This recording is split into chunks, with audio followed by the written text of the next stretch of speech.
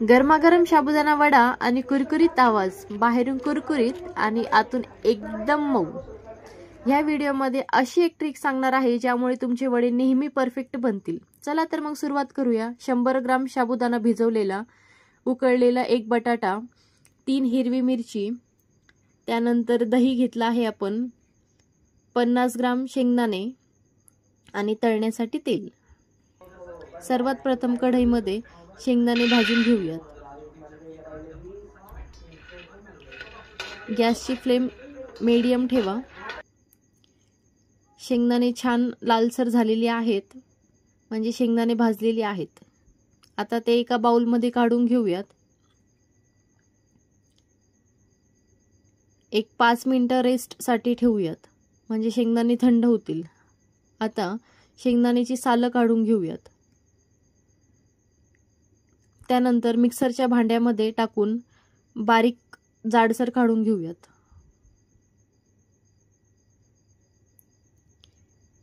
हे बघा, अशा प्रकारे आपण थोडी जाडसरच शेंगदाण्याचं कूट ठेवलेलं आहे. त्यानंतर उकळलेला बटाटा आपण बारीक करून घेऊयात. स्मॅशरच्या सहाय्याने सुद्धा बारीक करू शकतात. त्यानंतर एका बाउलमध्ये बारीक केलेला बटाटा, त्यानंतर साबुदाणा टाकूयात. त्यामध्ये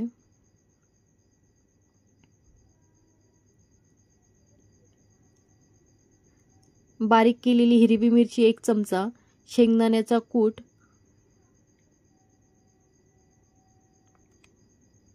आणि चवीनुसार मीठ टाकून सर्व साहित्य एकजीव करून घेऊयात.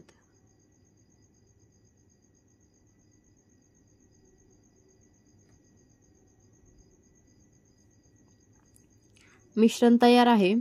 आता सर्व मिश्रणाचे छोटे छोटे गोळे तयार करून आपण वडे तयार करून घेऊयात. हाताला थोडेसे तेल लावा, म्हणजे हाताला मिश्रण चिटकणार नाही.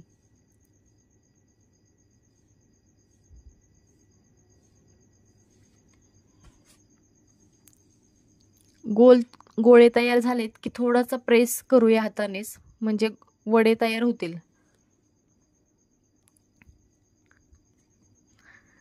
हे बघा, वडे तयार आहेत आपले. अशा प्रकारे आपण सर्व वडे तयार करून घेऊयात.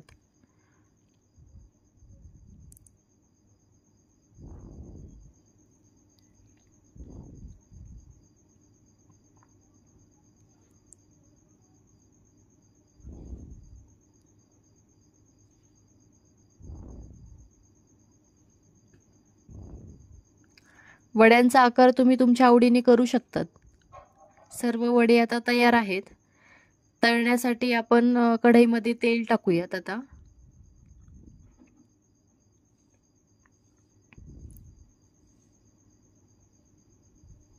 गॅसची फ्लेम स्लो ठेवा, म्हणजे मीडियम.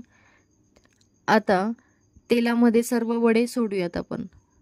कढईमध्ये जेवढे मावतील तेवढेच टाका. मी साधारणतः 5 वडे टाकलेले आहेत.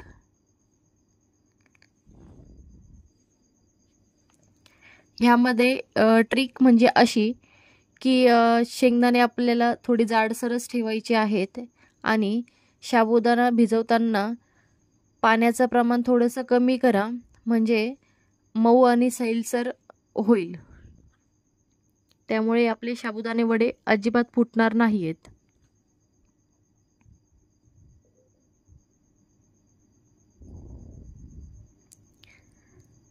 आता साबुदाणे वडे अलट-पलट करून घेऊयात.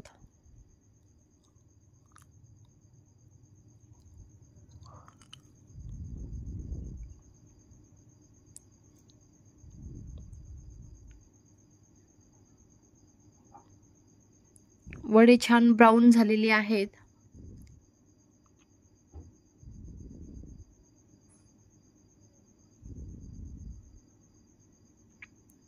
आता एका चाळणीमध्ये काढून घेऊयात, म्हणजे एक्सेस ऑइल निघून जाईल.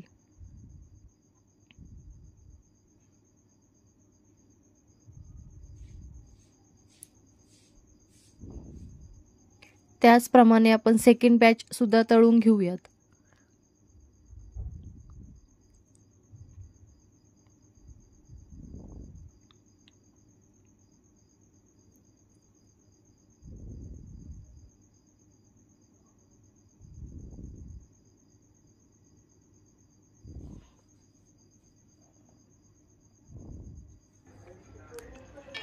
चटणीची तयारी करून घेऊयात आपण।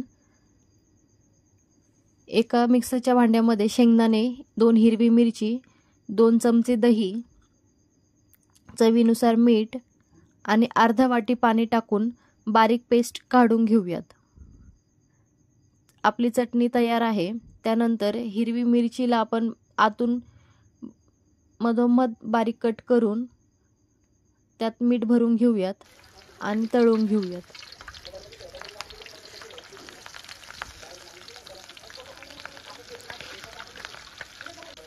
मिरची छान तळलेली आहेत आता।